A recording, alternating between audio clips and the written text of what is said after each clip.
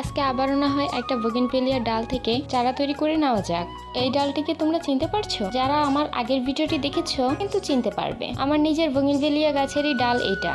প্রথমে তো ভেবেছিলাম ডালটিকে ফেলে দেব, কিন্তু এই মায়ার জন্যই আমার কাছে এত গাছ হয়ে গেছে। গাছগুলোকে না পারি ফেলে দিতে, আর না পারছি নিজের কাছে রাখতে। টবেরও খুব স্বল্পতা, তাই ভাবছি কেউ যদি চায় আমার কাছে, তবে আমি আমার কাছে থাকা গাছের চারাগুলো দিয়ে দেব। এই ডালটি কিন্তু আমি আগের বোগেনভেলিয়া ডালগুলোর মতোই চারা তৈরি করব। আর দেখো, কিছুদিন আগে তো বোগেনভেলিয়া গাছটাকে ছেড়ে দিয়েছিলাম, সেখান থেকে একটা ডাল বসিয়ে রেখেছিলাম এখানে। দেখো তার আজ কি অবস্থা, এতই বড় হয়ে গেছে যে তার এখন রিপোর্টের দরকার, কিন্তু টবই তো নাই। তারপরে আর কি এই বালতিতে বসিয়ে দিচ্ছি। এবং তোমরা যারা আমার চ্যানেলে নতুন আছো অবশ্যই আমার চ্যানেলটিকে সাবস্ক্রাইব করে দিও। আমার মতো তোমাদের কার কার বোগেনভেলিয়া ফুল পছন্দ তা আমাকে কমেন্ট করে জানিও। এবং এই যে দেখো, সেই গাছটা একটা ডাল থেকে কি সুন্দর ঝোপালো চারা হয়ে গেছে। তো আর কি, আজ তবে চলি, বাই।